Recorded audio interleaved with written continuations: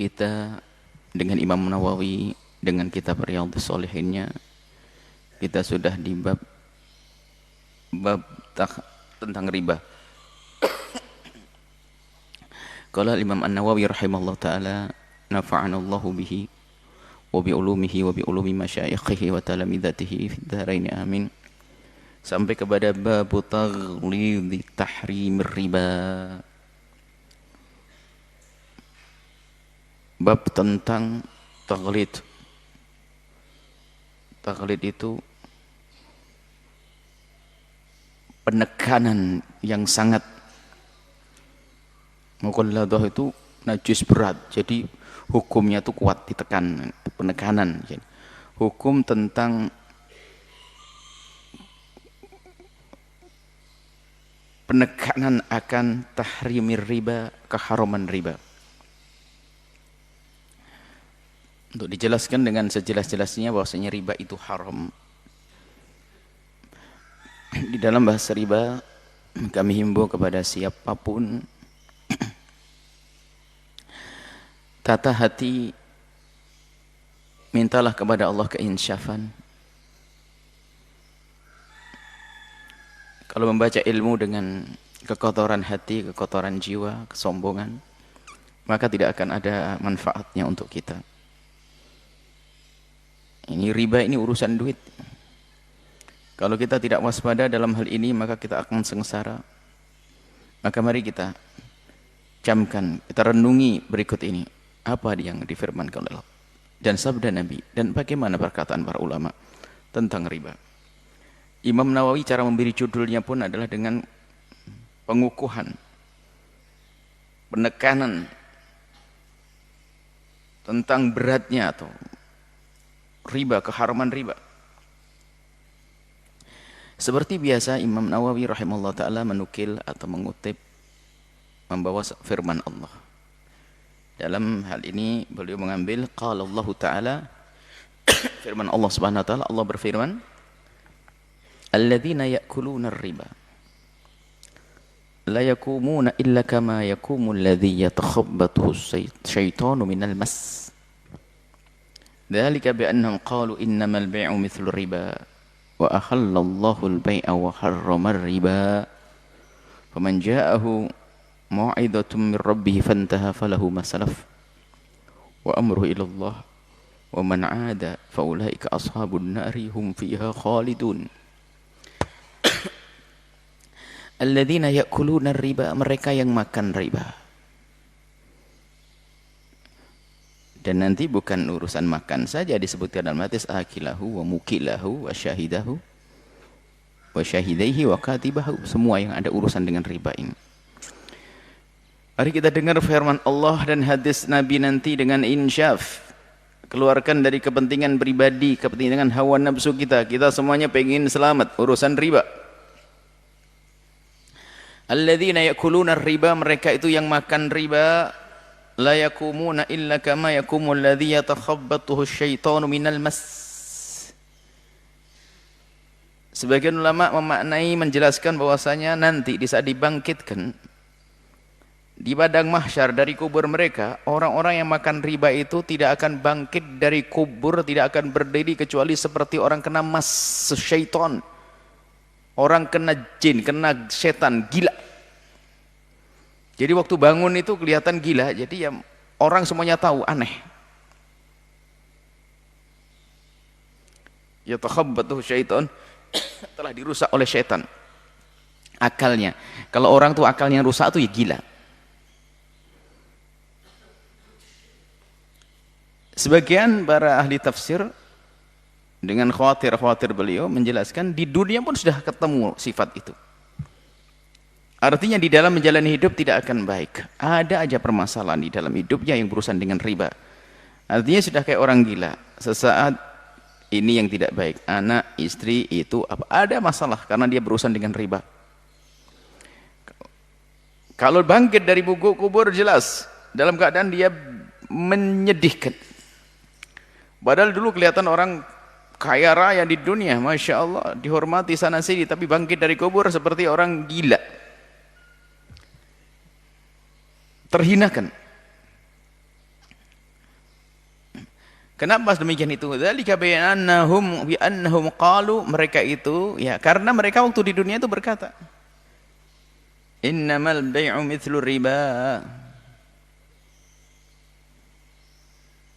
Jual beli itu sama dengan riba. Orang-orang Yahudi waktu itu yang bersama Nabi dan juga orang kafir yang biasa dengan riba jahiliyah. Di saat menerima larangan riba itu mereka berontak. Kepentingan mereka ini akan terganggu karena mereka biasa memeras orang lain dengan ribanya. Dan mereka berhujjah, yaitu hujjah ini yang jadi masalah. Berhujjah, hujjahnya dari dirinya. Kalau insaf selesai, seperti syaitan iblis berhujjah. Di saat ditanya kenapa kau tidak sujud kepada Adam, berhujjah, ana khairun minhu, aku lebih bagus darinya. Gara-gara dia berhujjah dihukum oleh Allah. Tapi Nabi Adam di saat ditegur, Rabbana dhalamna anfusana, selesai. Nah, ini berhujjah. Kok kenapa dilarang? Innamal bai'u mithlu riba. Jual beli itu kan sama dengan riba. Maksudnya begini, menurutnya. Jual beli itu untuk cari keuntungan. Kalau meminjamkan kepada seseorang dengan tambahan juga itu mencari keuntungan. Sama-sama mencari keuntungan, kenapa dibedakan? Kalau jual beli halal seharusnya riba juga halal. Atau sebaliknya, kalau riba haram mestinya jual beli juga haram sekalian. Kenapa kok kau beda-bedakan? Itu menurut mereka. Berhujjah mereka. Ditegaskan oleh Allah, tidak bertele-tele, dijelaskan wa ahallallahu al-bai' wa harrama riba. Allah menghalalkan jual beli dan mengharamkan riba. Sudah jelas, enggak ada lagi keraguan. Faman ja'ahu, makanya kami di mukaddimah kami ajak untuk membawa keinsyafan, menyiapkan hati yang insyaf. Barangkali kita golongan ini. Faman ja'ahu mu'idatum mir rabbih. Barangkali kita golongan orang itu ada mu'idah. Faman ja'ahu, barang siapa yang telah datang kepadanya mu'idatum mir rabbih, nasihat dari Allah, pesan dari Allah seperti ini saat ini yang kita dengar, ini dari Allah yang kirim, ini Allah. Fantaha, kemudian langsung berhenti. Nah, yang mendengar suara ini yang masih berurusan dengan riba, dengar ini. Semoga Anda termasuk golongan orang yang pertama ini. Waman ja'ahu mau'izatun mir rabbih fantaha falahu ma salafa wa amruhu ila Allah. Barang siapa yang mendengarkan peringatan, ditegur, petuah ulama dari ulama diambil dari Nabi, dari Al-Qur'an, artinya dari Allah. Kalau sudah dikatakan haram oleh para ulama, kemudian fantaha, kemudian dia langsung menarik diri, berhenti, menyesali, falahu masalaf, yang lalu biar berlalu. Allah Maha Kasih, yang lalu biar berlalu. Wa amruhu ilallah, sudahlah, serahkan kepada Allah yang Maha Kasih. Tapi yang repot, ini dia orangnya. Wa man ada, balik lagi melakukannya. Faulaika ashabun nar, mereka adalah penghuni neraka. Ashabun nar hum fiha khaliduna, selamanya di dalam neraka, maksudnya lama sekali. Sebab riba bukan termasuk. Nah, ini yang ulama menjelaskan hum fiha khalidun, di dalam neraka selama-lamanya, itu bagi tadi yang menghalalkan sesuatu yang jelas diharamkan oleh Allah. Jadi ada dua pelanggar riba di sini. Yang pertama adalah mengatakan riba halal sama dengan jual beli, murtad dia, keluar dari iman, maka betul dia akan abadi di dalam neraka. Yang mengatakan riba itu halal, maka di neraka selama-lamanya. Tapi ada pelaku riba, dia tidak mengatakan riba itu halal. Dia tahu riba itu haram dan dia sedih, cuman dia belum bisa meninggalkan riba tersebut, maka dia ahli maksiat. Bersama selesainya, tuntasnya hukumannya, dia akan diangkat ke surga. Karena dia bermaksiat, bukan keluar dari iman. Maka hum fiha khalidun, bisa ini kalau abadi yang sesungguhnya adalah untuk mereka yang menghalalkan riba. Yang menghalalkan riba, sudah jelas haram, ternyata dia menghalalkannya. Naudzubillah. Tapi bagi yang mengharamkan riba masih menganggap haram, cuman dia tidak bisa atau belum bisa lepas, dan dia merasa terus sedih setiap saat, Allah Maha Pengampun. Dia berdosa. Jika Allah mengampuni tidak dihukum, kalau tidak diampuni ya dihukum. Kemudian dijelaskan, yamhaqullahu riba, Allah ancaman, jangan bergaya ya dengan ribamu, akan hancur. Yamhaqullah, Allah akan hancurkan, akan hapus keberkahan riba itu, enggak ada berkahnya. Yang berbisnis dengan riba maka kelihatannya dia berjaya, tapi akan menemukan pungkasannya akan bermasalah. Maka dari itu ayo kita semua berpikir bagaimana untuk mengentaskan diri kita daripada kehinaan riba. Wa yurbis shadaqat. Sebaliknya, kalau riba kita mengambil dari orang, kita meminjamkan pada seorang kembali ya dengan tambahan itu riba, ini menjadikan harta kita akan hancur. Wa yurbis shadaqat, tapi kalau kita mendermakan harta kita kepada orang lain, maka akan yurbi, Allah akan menambah, berkembang itu sedekah. Wallahu la yuhibbu, dan Allah tidak senang kulla kaffarin athim, kepada orang-orang yang sering mengingkari kebenaran yang Allah kirimkan, athim yang banyak dosa. Ini sudah jelas riba adalah haram, ternyata dia mengatakan halal. Dan yang mengatakan riba halal itu martabatnya macam-macam. Ada langsung kayak orang Yahudi dan tadi orang-orang kafir mengatakan riba itu sama kayak jual beli, martabat. Ada yang mirip-mirip, berkelok-kelok, berhujjah dengan bermacam-macam cara agar riba itu adalah, dia tetap mengatakan riba itu haram, cuman dia bermacam-macam cara sehingga menyifati riba dengan sifat yang bukan riba, bahkan memberi nama yang tidak sama dengan riba, bahkan namanya pun kadang lebih menarik daripada riba, sehingga orang tertipu. Berkelok-kelok, pada ujungnya adalah ya sama, mengatakan riba itu adalah halal. Ini berkelok-kelok, sudah tahu namanya riba, diberi nama yang lainnya. Dalam bahasa Arab, fawaid, keberuntungan. Di bahasa negeri kita, si bunga misalnya. Bunga kan indah, mana ada ancaman buat bunga, semua orang suka bunga. Dan dengan nama bermacam-macam, ujungnya adalah ke sana.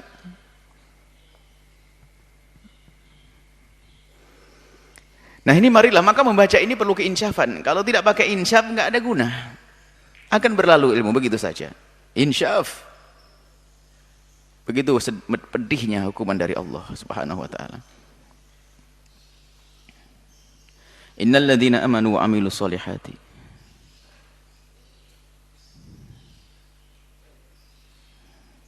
wa aqamus salata wa atuz zakata lahum ajrum inda rabbihim wa la khaufun 'alaihim wa lahum yahzanun.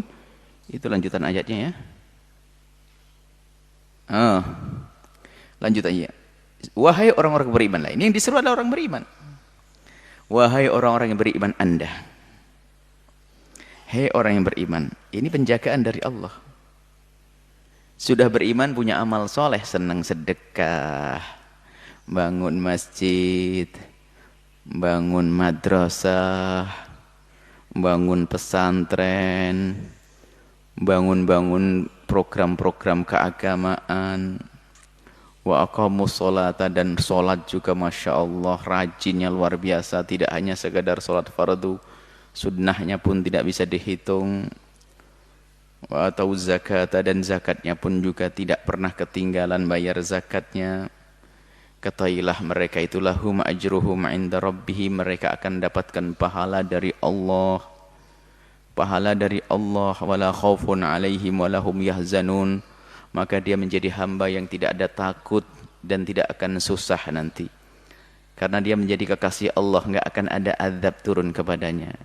Tidak akan turun siksa kepadanya. Dia aman, la khaufun alaihim wa lahum yahzanun, dan itu sifatnya auliaullah. Sifat-sifat auliaullah. Siapa mereka? Orang yang beriman, beramal soleh, Masya Allah, melaksanakan salat, zakat, dan segala macam kebaikan, pahalanya besar di hadapan Allah Subhanahu wa taala. Maka ini kemuliaan ini jangan dirusak. Hei orang beriman, kamu itu ahli surga tempatmu itu. Jangan ngintip neraka, apalagi kamu coba-coba masuk neraka. Maka ini, ya ayyuhal, lanjutan firman Allah. Ya ayyuhalladzina amanu. Yang diajak bicara siapa? Orang yang beriman. Ya ayyuhalladzina amanu, wahai orang-orang yang beriman, sang dermawan, yang rajin sholat, rajin ibadah, Masya Allah, bantu orang lain pun rajin. Subhanallah, senang membantu saudaranya. Wah, dermawan sekali dia, baik. Ibadahnya luar biasa. Di saat sendiri dengan Allah baik, dengan manusia, dengan sesama juga baik. Perjuangannya banyak. Ini yang diingatkan oleh Allah. Ini tanda kasih. Sambutlah ini peringatan. Ya ayyuhalladzina amanu marhaba. Wahai orang beriman, iya ya Allah, kami beriman ya Allah. Ittaqullaha, takutlah kepada Allah. Iya ya Allah, kami takut kepadamu ya Allah. Wa dharu ma baqiya minar riba. Kalau begitu, jangan wadharu, dan tinggalkanlah ma baqiya minar riba, riba. Tinggalkanlah riba.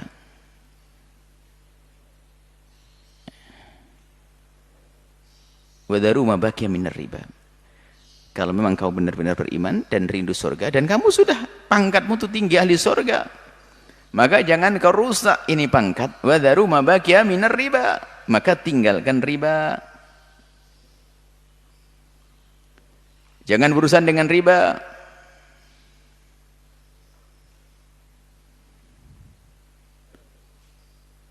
Surat Al-Baqarah.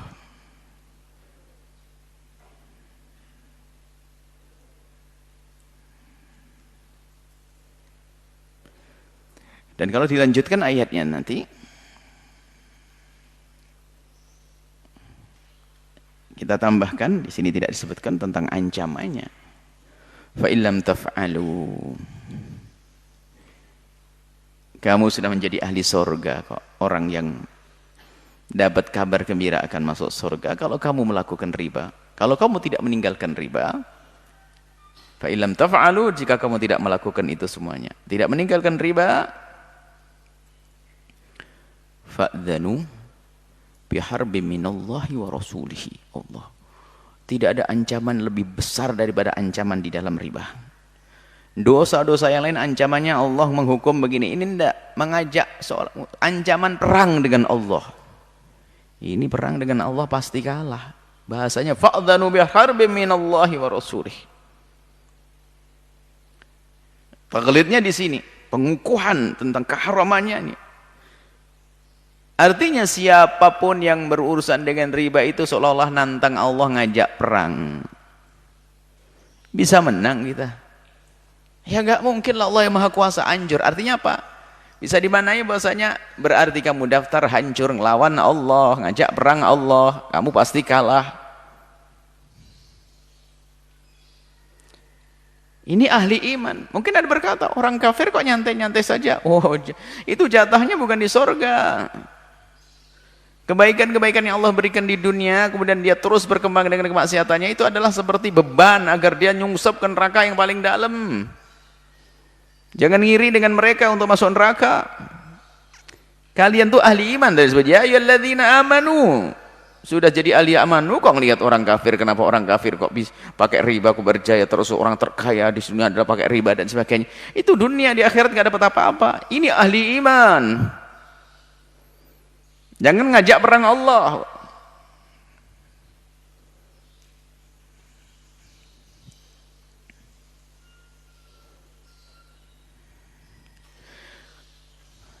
Nah, kemudian riba ini banyak.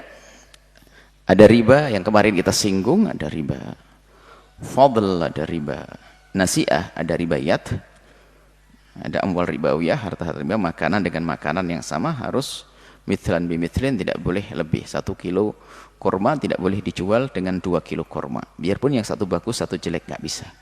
Itu riba. Beras, satu beras bagus beras jelek, kalau ingin ditukar jual beli harus sama, nggak boleh lebih, harus mithlan bimithlin. Kemudian yadan biyadin, serah terima.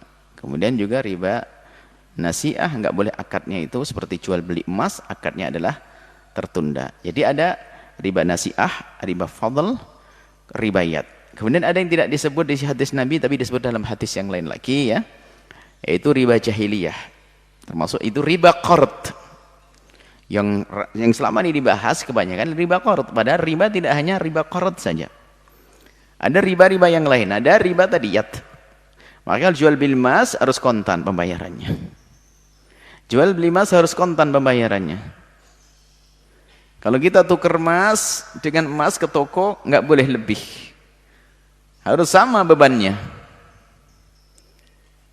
Beras dengan beras pun demikian. Nah, riba qard ini, riba jahiliyah, riba Sayyidina Abbas.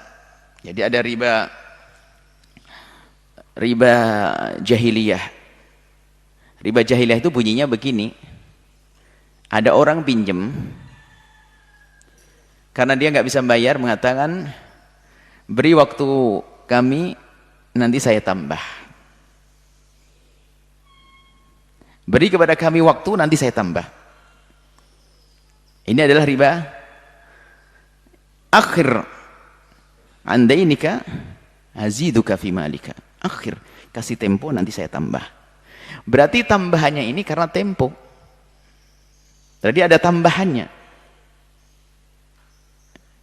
Dan ini juga disebut dengan riba Sayyidina Abbas, yang Nabi menyebutkan dalam hadis riwayat Muslim, ala anna ribal jahiliyah maudhu', yakni riba jahiliyah sudah ditiadakan. Riba jahiliyah.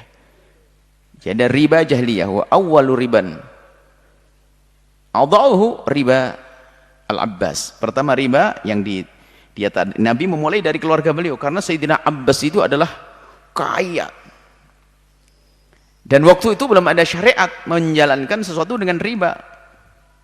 Meminjamkan kepada orang ada tambahannya, minjamkan orang ada tambahannya. Dan itu pertama kali yang diruntuhkan, yang di stop oleh Nabi. Dan Sayyidina Abbas adalah termasuk kibar sahabat, sangat mencintai Nabi dan cintai Nabi. Paham? Nah, ini punya anak Sayyidina Abdullah bin Abbas. Nah, ini adalah riba jahiliyah. Dan riba jahiliyah itu adalah juga yang disebutkan dalam Al-Quran, ya ayyuhalladzina amanu la ta'kulu riba ad'afa mudha'afah. Sebagian ini mencari celah, ad'afa mudha'afah dibahas dan sebagainya. Kita akan bahas secara umum tentang riba. Riba gharat. Riba gharat sudah disepakati. Adapun yang selama ini kita dengar kullu ghardin jarra naf'a, para ulama mengatakan ini adalah hadis, memang bukan hadis sahih, tapi talaqqathul a'immatu biqabul, sudah dipakai begitu saja karena memang tidak bertentangan dengan riwayat-riwayat tadi dari Imam Muslim tentang riba jahiliyah, riba Sayyidina Abbas. Kesimpulannya adalah pinjam meminjam yang ada tambahannya itu adalah riba, namanya riba gharat. Riba dalam utang piutang. Nah, ini sudah jelas ini haram, dan ini yang merugikan betul di sini. Bahkan kalau seandainya ruginya nggak besar, cepat haram. Jangan sampai ada yang menduga bahwasanya keharamannya itu karena merugikan di dunia. Ada yang di dunia tidak merugikan kok. Riba. Contohnya riba yad. Jual beli emas. Jual beli emas itu harus kontan, uang dibayar sekarang, emasnya diambil sekarang. Tapi ini riba yad, ada yang tertunda salah satunya. Apakah uangnya dibayar dulu atau emasnya diambil dulu, bayar yang besok? Ini riba. Misalnya Anda pedagang emas, Anda kenal saya banyak duit, saya lewat di toko emas Anda, saya ngelihat toko emas bagus, wah ini emas bagus banget, saya belikan buat istri dan anak-anak saya. Wah, Anda sebagai pedagang ya senang karena tahu saya banyak duit.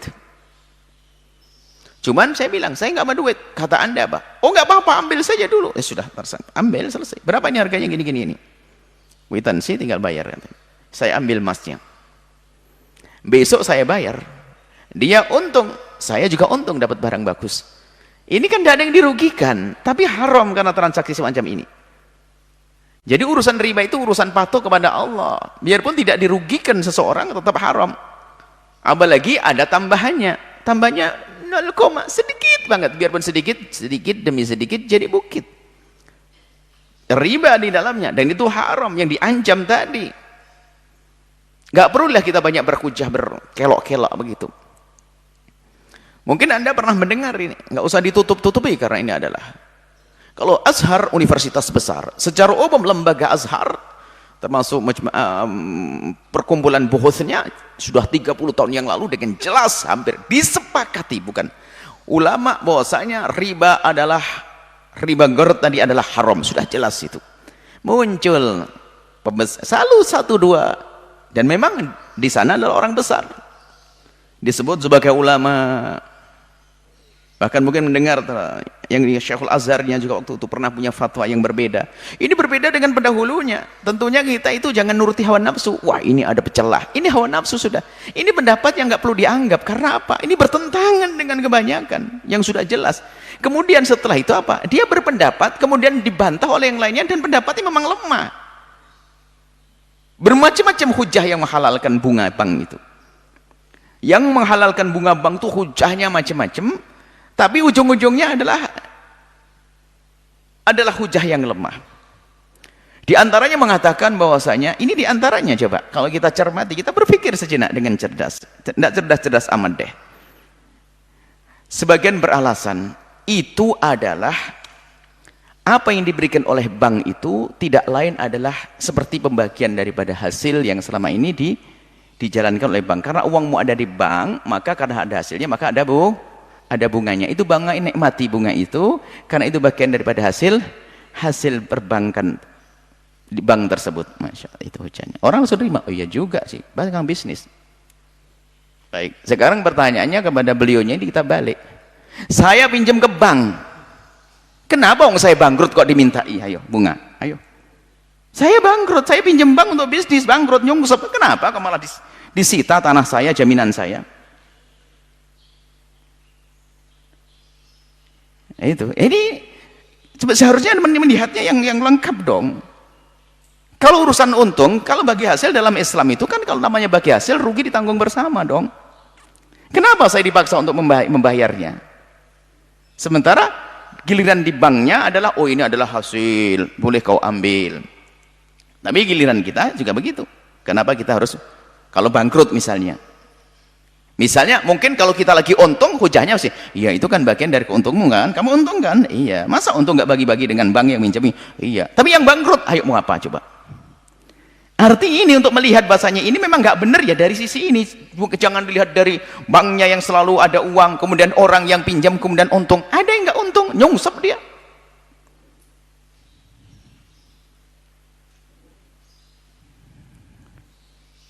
Nah, berkelok-kelok mereka untuk mengatakan bahwasanya bunga itu adalah halal. Astagfirullah. Jadi memang ini sudahlah, jangan ragu keharamannya, sudah sangat jelas. Jangan nuruti hawa nafsu. Ulama-ulama, ada ulama yang mengatakan itu halal 1, 2, 3 itu, tapi ditolak oleh yang lainnya. Cuman kadang tuh yang sampai kepada kita itu hanya berita bahwasanya ulama ini menghalalkannya, padahal dalam diskusinya mereka juga sudah selesai, nggak berlanjut. Cuman kadang sebagian dengan keras kepalanya, sebagian dengan pendapatnya tetap dikembangkan pendapat itu, naudzubillah. Apalagi kadang pendapat itu didukung oleh orang yang punya kepentingan, sementara sudah sangat jelas hukumnya. Nah ini masalah. Kemudian juga coba mereka itu ujung-ujungnya kalau ditanya sama. Setiap peminjaman itu mereka juga punya fondasi sama sebetulnya, yang mengatakan halal itu sama hujahnya, bahwasanya setiap peminjaman ada lebihnya adalah haram. Cuman ini tambahannya itu mereka kemas dengan bermacam-macam model, disamakan dengan yang lainnya, persis nanti hasilnya seperti orang Yahudi, innamal bai'u mithlur riba. Ini urusan akhirat, jangan macam-macam. Ayo kita ikut petunjuk ulama-ulama yang sudah sangat jelas. Ulama-ulama besar. Ulama-ulama yang betul-betul mereka memandang dengan mengeluarkan dirinya daripada hawa nafsu dan syahwatnya. Kemudian juga kalau ada satu riwayat dari baginda Nabi SAW, kalau bunga-bunga itu bukan riba, terus riba itu mana sih? Saya pengen tahu. Kalau bunga di bank itu bukan riba, tunjukkan riba itu yang mana yang disebut riba. Sementara Nabi pernah menyebutkan, saya tialan nasi zamanun ya'kuluna fihi riba. Nabi menyebutkan nanti akan ada satu masa orang-orang pada makan riba. Semuanya ya Rasulullah. Alladzi lam ya'kul minhum yanaluhu kubaruhu. Oh kama qala Nabi. Yang enggak, iya, semuanya yang enggak makan riba kena debunya. Yang enggak makan riba kena debunya. Ini riwayat ini sangat cocok dengan ini loh, riba. Kita ini yang semua yang ini yang berusaha enggak mau makan riba, kita harus berurusan dengan riba. Masuk tol harus kena begini, kena hubarnya, kena debunya riba. Nah, kalau hadis ini ada juga yang memelintir. Lah memang begitu, kenapa kita susah? Kan apapun bentuknya kita tidak bisa menghindar. Yang diajak bicara Nabi, ulama itu orang cerdas. Ulama dulu tidak ada yang mengatakan seperti orang zaman ini. Ya kalau memang semuanya pasti kena riba, kenapa kok pusing riba haram-haram? Nah, semuanya kena riba, ya biarkan. Nah ini adalah orang yang nggak berpikir. Kalau orang cerdas akan mudah paham bahwasanya kita itu biarpun sudah menjaga, kenapa begitu merebaknya riba itu di mana-mana ada. Kita ke sini riba, nerima gaji lewat bank riba. Ini riba. Biarpun kita sudah menghindar, kita kena debunya. Orang cerdas, riba kan nggak bener. Kalau begitu, ya jangan kamu ngumpuli debunya riba. Jangan mencari riba. Oh enggak mencari riba saja itu. Enggak berurusan, kita enggak mengambil saja akan kena debunya. Debu riba itu apa sih? Yaitu tadi, Anda naik tol harus dengan, sementara bank syariatnya sudah tidak bisa, kita tidak bisa membayar di bank syariat, harus bank konvensional, mau tidak mau. Kemudian yang lainnya transaksi kita dengan bank konvensional yang ada bunganya, mau tidak mau. Nah ini maksudnya riba, debunya riba. Kita tidak bermaksud mengambilnya, cuman kita ingin menggunakannya, kena debunya kita. Ya kena debu kita harus sadar, kena debu yuk kita bersih-bersih terus. Jangan malah nyebur, ya udahlah karuan saya makan riba. Innalillah. Enggak begitu. Maka ayo kita waspada. Kemudian ada makna agung yang perlu kita hadirkan, bahwa kalau kita masih saja menyerukan dengan seruannya orang jahiliyah semacam ini, orang jahiliyah yang mengatakan innamal bai'u mithlu riba. Kalau kita menyerukan seruan gayanya orang jahiliyah, tidak menginsyafi, maka kita rugi. Di balik seruan untuk kita mendukung bank syariah, ada maksud. Bagaimana bank syariah ini agar bisa berkembang? Tentunya adalah kalau umat Islam ini ada kesadaran bahwa hartanya itu hendaknya ditempatkan di bank syariah. Karena disitulah nanti akan berkembang dengan yang syar'i. Kalaupun ada kekurangannya, itu adalah perlu kita sempurnakan bersama. Jadi kami selalu menggambarkan ya, bank syariah di negeri ini itu ibaratnya seperti bayi yang kita nanti kelahirannya di saat kita selama ini bertahun-tahun dengan bank konvensional.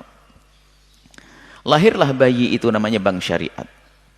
Lahirnya cacat. Kalau orang sadar, biarpun cacat jangan dibunuh dong. Dirawat dan disempurnakan. Begitu. Bukan langsung dikritik, digembosi, kemudian dia sampai orang pada tidak mau dengan syariat. Ini musibah. Maka dibalik kita menghentikan orang dari berurusan dengan dunia riba, dunia bunga ini, agar mereka semuanya pergi ke dunia syariat itu. Kalau ada produk yang kurang, itu kita sempurnakan. Dan di saat bank syariah itu dengan modalnya yang cukup, yang besar, dia bisa saja menyaingi bank konvensional dalam segalanya. Ada satu poin yang jarang disadari oleh mereka yang mengatakan bunga itu adalah halal. Kalau di bank konvensional itu, lihat, uang yang kita titipkan di situ, seandainya kita anggap sebagai bisnis normal, diputar di bidang apa itu uang?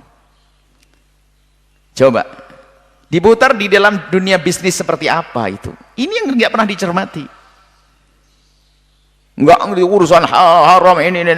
Kacau balau di situ. Anggap saja ini murabahahnya oke, padahal sudah jelas nggak sah itu murabahah, harus ada akadnya. Mudharabah harus akadnya semuanya. Tapi lihat, ditanam di mana modalnya tadi? Oh, mereka nggak ngerti syariat halal semuanya. Nah, dari sisi ini saja seharusnya cukup bagi kita untuk menghentikan agar kita tidak mendukung sesuatu yang tidak syar'i. Tapi kalau sudah masuk rumah syariat tadi, bank syariat itu, lihat, semuanya transaksi yang ada di dalamnya, kalaupun nanti ada kita masuk investasi di dalamnya, berbisnis di dalamnya, itu semuanya akan diupayakan ditanam di tempat-tempat yang halal. Jadi nggak akan digunakan uang Anda nanti berbisnis tempat yang haram, nggak ada di situ. Dari sini saja cukup bagi seorang yang hakim, yang bijak untuk memilih sebuah pendapat. Anggap saja pendapat ini juga oke, padahal tidak oke. Pendapat yang mengatakan bunga itu adalah halal, anggap saja. Tetap saja tarjihnya, pengukuhannya adalah untuk mendukung bank syariat, karena di dalamnya adalah produk, dikenalkan dengan istilah-istilah syar'i, produk-produk syariat, cara transaksi yang syariat, dan seterusnya. Bagi orang yang bijak sudah cukup, ini sih sangat cukup untuk mendukung kita bank syariah. Dan kami juga menyeru kepada bank syariah, dan suara kami sering kami suarakan di mimbar di Mina, siap menerima kritik dari para ulama deh, jangan keras kepala, maksudnya gitu. Ada produk-produk yang betul-betul produk-produk yang nggak mendesak, kenapa harus dipaksain?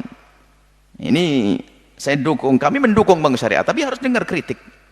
Seperti yang selama ini produk-produk seperti kredit emas dan sebagainya, ngapain dipaksain itu? Artinya bank syariah itu hanya bicara ciri khas, jangan latah bank syariat, dengar bank syariah.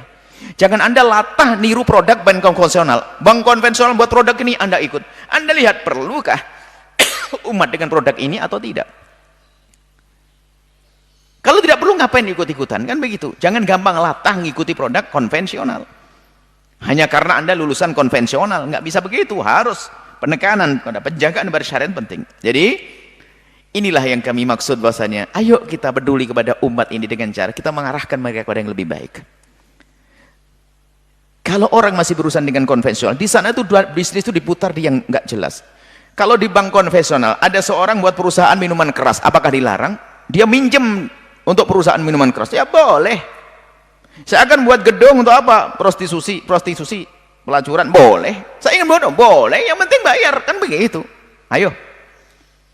Coba Anda pergi ke bank syariat, Pak, saya ingin membuat pabrik minuman keras.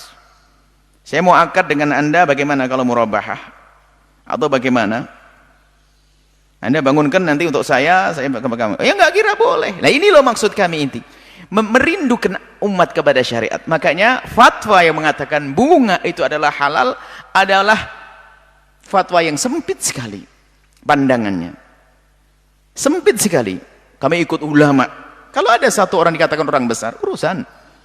Nah, kami hanya membela, kami rindu Anda ini selamat. Dan Anda sekarang sudah ngobrol dengan kami, dengar apa yang kami sampaikan, Anda bisa berpikir kok. Nggak usah maksain-maksain. Repot kalau hawa nafsu Anda yang Anda turuti. Selalu mencari pendapat ulama yang memudahkan bagi Anda, tapi ujung-ujungnya adalah Anda sesat. Naudzubillah. Jadi disepakati, artinya setelah itu disepakati namanya bunga bank adalah haram. Nah, kemudian setelah itu, bagaimana sikap Anda kepada orang? Nah, ini penting juga, kita punya adab. Ingat, tidak ada manusia yang sempurna dalam beragama. Orang ini tidak pernah urusan dengan riba, cuman kadang mulutnya celekat-celekit ada. Ada orang ini tidak pernah urusan dengan riba, dia menggunjing. Memang tidak ada yang sempurna kecuali baginda Nabi SAW dan para kekasih Allah yang dipilih oleh Allah.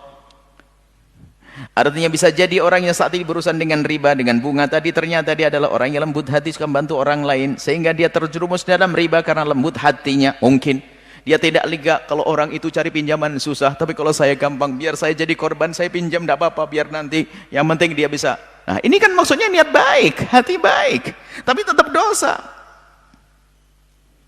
Artinya jangan rendahkan orang yang, kalau Anda sudah terbebaskan dari bunga dan riba, maksud kami, jika Anda sudah terbebas, bersih rizki Anda dari riba, dari bunga, maka Anda jangan merendahkan siapapun yang masih berurusan dengan dunia bunga dan riba. Anda tidak tahu apa yang ada di hati kecil mereka. Beberapa kali kita dalam perjalanan umroh waktu itu, memang banyak orang diskusi adalah di saat di sana. Ada orang yang awal akhir ngomong nangis dari awal akhir karena dia bekerja di bank konvensional, sementara dia itu disekolahkan sehingga kalau mau keluar dia harus bayar gini. Dia pengen mengentaskan dirinya, menangis. Dia menjerit kok setiap malam, setiap nangis, setiap sholat katanya menangis. Kata suaminya, istri saya Buya setiap sholat pasti nangis kalau ingat riba. Ajib. Ini orang awam saja yang dia menikmati karena dia bekerja dan keuntungannya di tempat tersebut, dia bisa menangis, ingin meninggalkan. Lah ini kok ada fatwa yang mengatakan halal menjerumuskan orang, ini bagaimana ini? Ini menangis, dan betul menangis, bukan satu dua, banyak dengan kami. Menangis, menangis, menangis. Bahkan ada lagi satu orang bangkrut dia, subhanallah. Bangkrut, nyungsep, bahkan dia kalau bisnis bukan kelas biasa, sudah kelas tinggi bisnisnya, nyungsep, bangkrut, rupanya alhamdulillah saya bangkrut. Ajib, bangkrut alhamdulillah. Iya Buya, dalam bisnis saya semuanya adalah riba, sekarang dihabisin oleh Allah. Hah? Ajib. Dan ada, dan orangnya dekat dengan kita, subhanallah. Ini orang dapat hidayah, makanya kenapa kok masih dipaksakan fatwa menghalalkan itu, ada apa? Kasihan umat itu, jangan dijerumuskan ke sana. Makanya kadang ada tim bantuan dan sebagainya, ada orang-orang ingin bantu, silakan bantu pesantren bagus. Kadang-kadang kita sedih, sebuah masjid, pondok pesantren, ada satu kebuya, ini ada permohonan permintaan bantuan sebuah pesantren, mana? Rekeningnya bukan syariah, jangan dibantu. Wong dia ada ghirah kepada syariat kok mau dibantu, dia minta syariat. Maka kami himbau lembaga-lembaga Islam, masjid-masjid semua itu sudah menggunakan syariah. Kita menggunakan semuanya syariat, nggak ada yang susah kok. Yang susah adalah akal pikir sama hati kita yang suka berontak itu. Jadi ini tadi kami lanjutkan. Jadi Anda pun jangan merendahkan siapapun yang masih berurusan dengan dunia konvensional, dunia bank konvensional. Karena apa? Termasuk mereka-mereka. Kita juga dekat kok dengan mereka, banyak. Bahkan salah satu acara kami 8 tahun, 9 tahun yang lalu, kita harus mengatakan bunga riba di tengah-tengah bank konvensional. Kita diundang di mereka. Ya tidak apa-apa kita sampaikan. Tapi kami menyampaikan bukan kami menghinakan mereka. Kami menyampaikan kebenaran. Barangkali ada 1-2 hijrah nanti. Dan tantangan kita ngomong semacam itu. Dan mereka tidak marah karena mereka mengerti kebenaran. Maka paling tidak, pokoknya jangan sampai menjadi orang yang pertama tadi mengatakan sama, jual beli dengan riba sama, itu naudzubillah. Itu martabatnya adalah paling tidak untuk menuju tobat adalah menyadari itu adalah haram dan istighfar kepada Allah, minta kepada Allah untuk dientaskan itu. Kalau sudah mengatakan halal, gimana mau tobat? Tobatnya dipaksa oleh Allah, dinyungsepin dulu, baru nanti tobat. Allah mau gitu. Sebelum nyungsep sadar. Kalau yang nyungsep kemudian tobat, alhamdulillah dia dikasih tobat oleh Allah, mulia dia. Nah, jangan merendahkan orang yang masih berurusan dengan riba. Kami selalu ingat, jangan merendahkan orang yang masih berurusan dengan riba. Karena apa? Anda tidak tahu apa yang ada di hatinya, dan kita menemukan banyak yang dalam panjatan doanya, pengaduannya kepada Allah adalah dengan derai air mata. Dan dia masih berurusan dengan riba. Bahkan ada yang mengentaskan dini ada riba, Buya, saya ingin mengentaskan riba, doain Buya, biar cepat, doain. 3 tahun lagi Buya. Karena ada begitu. 3, kenapa 3 tahun? Kok tidak bisa sekarang? Nggak bisa Buya sekarang. Kalau sekarang saya malah kena. Ajib ya. Kalau kita bayar uang, kalau orang bayar utang kan senang. Nggak tahu sistemnya gimana, saya nggak paham ya dunia keuangan. Jadi kalau Anda membayar utang Anda sebelum waktunya malah nggak benar itu. Sebab meresnya belum beres kayaknya gitu. Jadi biar agak lambat-lambat nanti saya wallah alam. Makanya aneh, kok enggak ngentas? Enggak bisa Bu ya, enggak gampang itu. Saya harus selesaiin ya. Sudahlah, selesaikan sampai akhir. Dan begitu. Jadi Anda pun jangan merendahkan siapapun yang masih berurusan dengan dunia konvensional, karena mereka adalah juga hamba-hamba Allah.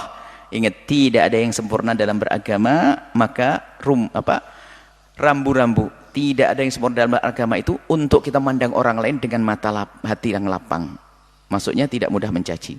Tapi jangan jadikan hujah untuk kita. Ya kan tidak ada yang sempurna. Saya begini, wah ini nggak benar.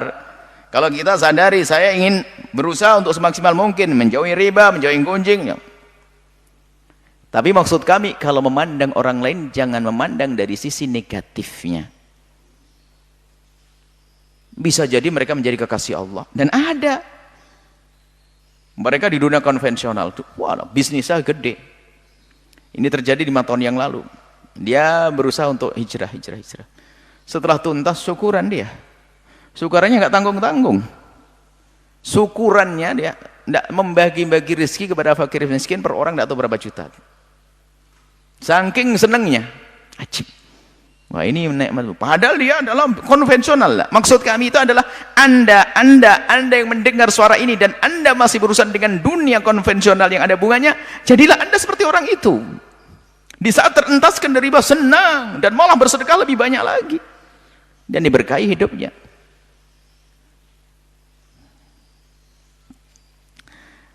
Baik, hadisnya satu.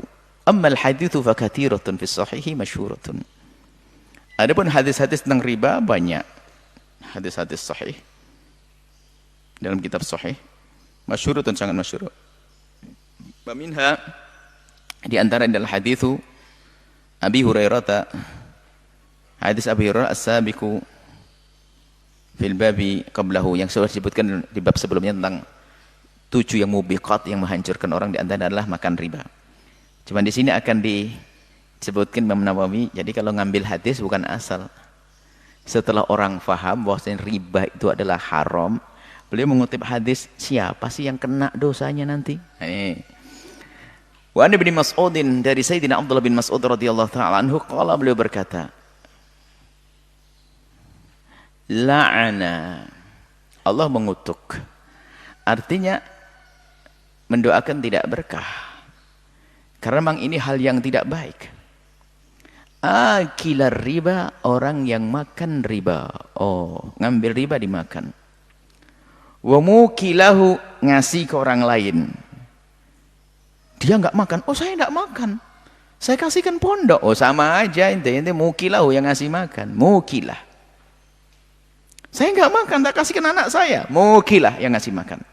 Yang makan, yang ngasih makan. Rawahu Muslim. Zadat Tirmidzi, Imam Tirmidzi menambahkan wahairu dan yang lainnya, wa syahidaihi, yang lihat, nyaksikan transaksinya. Masya Allah. Wa katibahu, yang nulis. Ngelihat, tidak punya duit, nggak punya duitnya, yang lihat dok, tanda tangan, saya akan Masya Allah, na'udzubillah. Semoga Allah menjauhkan kita dari riba.